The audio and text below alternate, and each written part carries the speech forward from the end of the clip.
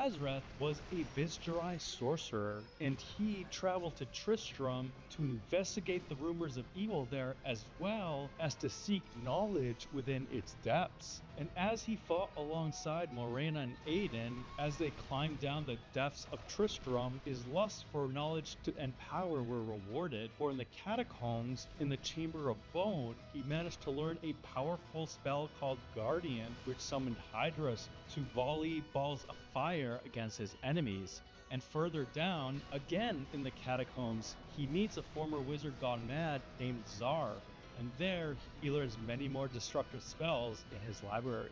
Now, after the defeat of Diablo, Jazreth's lust for power only grew stronger. See, Vizjerai sorcerers in the ancient history of Sanctuary were the first of the mage clans to summon demons into Sanctuary and control them to be used in warfare. In fact, here's a piece of trivia: the Vizjerai are the reason the Burning Hells found out about Sanctuary in the first place. And after a destructive war that split the Vizjerai clan in half and destroyed its capital, the act of demon summoning was forbidden, but Jazreth nonetheless lusted for its secrets. As such, he traveled to Lukalane, where he followed rumors of one of the most powerful Vizjerai sorcerers of all time named Horizon. There, he hoped to find his pocket dimension known as the Arcane Sanctuary, where he kept a journal with his secrets in regards to demon summoning. See, Horizon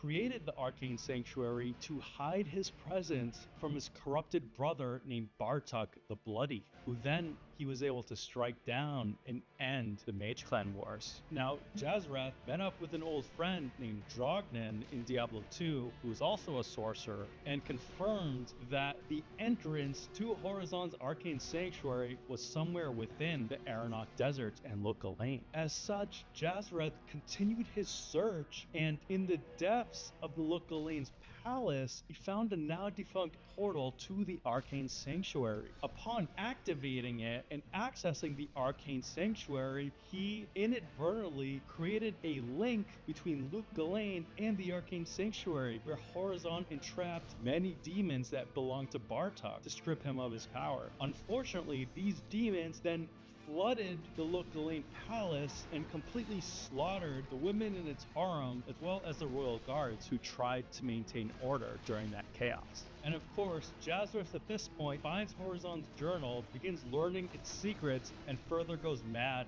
with power. At this point, the heroes from Diablo 2 to clear out the monstrosities in his palace, who find the entrance to the Arcane Sanctuary in hopes of finding the answer to where Talrasha's tomb is located. Inadvertently, they bump into none other than Jazreth, who now took on the moniker of the Summoner. Defeating him there, Jazreth, instead of controlling demons, was dragged down to hell to be their puppet and tortured for all eternity. Now, last but certainly not least is Prince Aiden of Kandurus. Now, Aiden, the warrior, actually grew up with his family back in Kuros and then eventually Kekistan when Kuros was corrupted by Mephisto's hatred. At this point, the Zakarum Church sent his father, King Leoric, and his armies, along with an advisor, the Archbishop Lazarus, go to Kandurus to spread the word of the Zakarum faith. The Archbishop Lazarus recommended that they make the capital the backwater of Tristram, refurbishing that abandoned monastery as the place of power for Leoric's kingdom. Following these events, Leoric started to go mad due to an evil that was buried underneath Tristram, which was Diablo's soulstone. And during one of his mad episodes, King Leoric believed that Westmarch, a kingdom established by another Zakarum king, Arrakis, was plotting against him, so he sent his armies, including his son Aiden, to go and battle there. Now, that assault ended miserably as Westmarch tore apart the forces of Kandurus, and Aiden was among the surviving warriors that came back to Tristram. Upon his return, Aiden finds that his younger brother, Prince Ulrich, was kidnapped, Lazarus was nowhere to be found, and his father, Leoric, was slain by one of his most loyal knights, Lacdanan. At this point, Aiden meets Morena and Jazreth. They battle the Butcher. He has to slay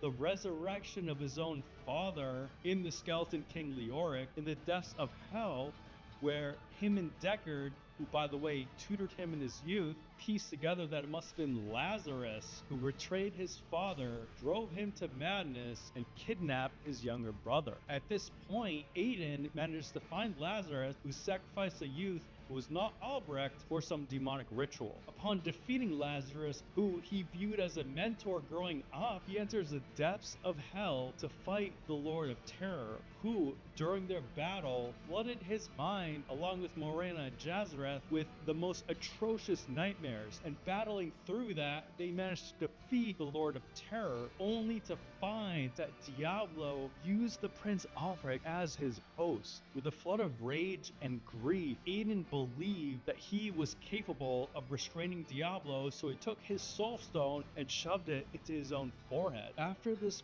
point, Aiden reflects on his experience, and many moons after what he saw in Tristram, he is haunted by twisting nightmares, most likely due to the trauma from what he saw, as well as Diablo's influence. He notices that there's something dark within him that's driving him to the east towards the ruins of ancient kingdoms. And the further he moves and travels on his journey, he knows that the better part of his soul is lost forever. So he does realize that his battle towards whatever evil lurks within him is one that he's beginning to lose. Deckard Cain noticed that when he emerged from the cathedral, he was not the man that he once was, choosing his own company and shunning the company of others. The only individual that he seemed to seek comfort with was the witch Adria, in which he spent many long nights with. This, however, was not the intent of Aiden, but Diablo now controlling him. And Adria saw that truth, that Diablo was the one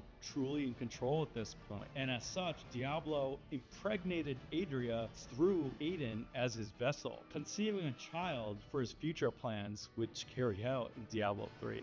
Of course, as Aiden traveled east, he adopted a new moniker called the Dark Wanderer, who then ventured to Luca-Lane, and the Lords of Hell leave footsteps in the form of demons who arose and attacked Tristram with all their fury, destroying the town and kingdom. Of course, we know the story from here. Aiden travels to Luca-Lane, frees Diablo's brother Baal, where Marius, his companion, noted that the Dark Wanderer Aiden has begun to continuously lose his humanity. And then upon arriving in Kuras and Travancore, Aiden, now fully controlled by Diablo, frees their brother Mephisto, where Aiden's body and soul is fully shattered and Diablo rises up in his place, fully reborn. And thus, unfortunately, all three of our Diablo 1 heroes, by the way, I'm not counting Hellfire and the monk there. The last thing I want to do is talk about space aliens invading Tristram, which was not considered canonical, and thus our three heroes of Diablo 1 all met a very sad and tragic end, and so it goes on Sanctuary. If you all are passionate and enjoy lore videos, please consider subscribing to the channel and giving the video a like. Go ahead and follow me too on Twitch, where I do stream with an emphasis on the story of the Diablo series. Come hop on, say hello, and ask me any lore related questions. Thank you for watching. We've seen Tyrael appear multiple times in the different Diablo games, but who are the other Archangels? These leaders of the high heavens are the equivalent to the 7 Lords of the Burning Hells. First off, we want to talk about the lone sister of the Angiras Council, and that is Ariel. Ariel is the only female in the Angiras Council, which is the governing body of the high heavens, and she is the Angel of Hope. Being the most beloved of all the angels in heaven, she leads the high chorus there. Remember, angels are beings made out of harmony and light, so her leading the high chorus means she is the most harmonious of the angels. In her realm in heaven, called the Garden of Hope, you could almost equate it to a nice, quiet park in the middle of a very busy city. Angels from all different parts of the Silver City will congregate in the Garden of Hope to relax, clear their minds, and de-stress. It's almost like the Zen garden of heaven. In the Angiras Council, Ariel is known to always be able to de-escalate conflicts between her brothers, especially those between Tyrael and Imperius. Those two are like oil and water and are always in conflict with one another. For her to be able to calm down those two, it just goes to show her level of patience and benevolence. Now that's not to say that Auriel is a passive angel. She very much is aware that she lives in a broken universe and conflict is unavoidable. In battle against the demons of hell, she uses a long cord around her neck, which is made of purifying light and runes that when she wraps it around her comrades, it clears their mind and heals them of all wounds. And on the demons, she can use it as a weapon to wrap around them and burn them with righteous fire. The one and only time that we see Auriel in the games is in Diablo 3, where her gardens become infested with Diablo's legions and their hell portals. Now Auriel, being the manifestation of one of Anu's virtues, which is hope, when she is absent, that hope becomes absent within the angels of the high heavens. This is seen when we encounter her in Diablo 3, where due to the infestation of Diablo's minions and his hell rifts in her gardens of hope, Tyrael himself, even though he's in human form, I guess it still affects him, completely is devoid of hope to defeat Diablo and heals the prime evil attacking heaven. If the high heavens become a part of Diablo 4 in the future, I am certain that we will see her again. Next up of the angels is the archangel that is closest to his sister Auriel, and that is Ethereal, the archangel of fate. Now the angels all believe in fate or destiny. In other words, that all things that are going to happen have already been written, and all events in the future and in history were predestined. Ethereal is known as the only angel in the high heavens that is able to read and interpret the esoteric scrolls of fate. You can directly compare him to the Sisters of Fate in Greek and Roman mythology, but instead of a thread of fate that the sisters read off of, Ethereal gets his predictions from a mystical artifact called Talizar, the Scroll of Fate. Almost like a magic 8-ball, the scroll is 1 page long, but depending on the answers that Ethereal speaks, the predictions will be written out as so. Now, Ethereal's domain in the high heavens is called the Library of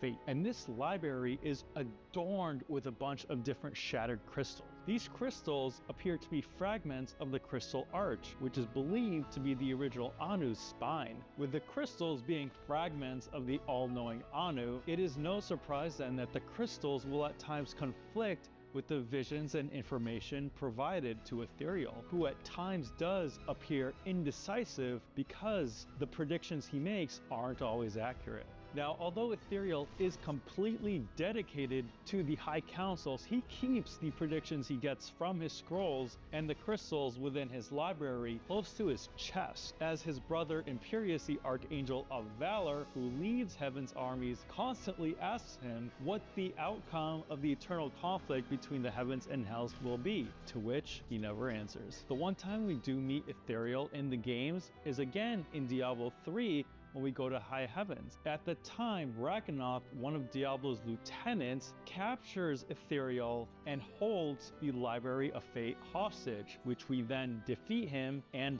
free it from. Now, one thing to note about Auriel and Ethereal, these two are very close and they're very intrigued by the Nephilim, or humanity, in Sanctuary. Auriel sees the hope of all things, including the potential of man, and Ethereal, through his scrolls of fate, cannot see any visions or make any predictions on the outcome of their actions, because since humanity and the Nephilim didn't originate at the beginning of the creation of the high heavens and the burning hells and are something else entirely, his scroll of fate shows him nothing. Now, because of this, back during the Sin War, when Sanctuary was first discovered by the high heavens, the 5 archangels made a vote as to what should happen to man, the Nephilim, and Sanctuary. Ethereal and Auriel, due to, one, the hope of mankind being good, and Ethereal's curiosity and not be able to predict their actions and destinies, voted for the preservation of humanity. Next, we have an angel that we all know and love, and that is Tyrael, the Archangel of Justice. Tyrael, only second to Imperius in terms of battle prowess, is known to lead his forces to victory again and again against the demonic legions of hell during the eternal conflict. Now, his sword of justice, Eldruin, is known to be able to cut anything and any being in existence except those with righteous intent. Tyrael has always been about upholding justice and making sure there's equilibrium and balance in the high heavens. His domain, called the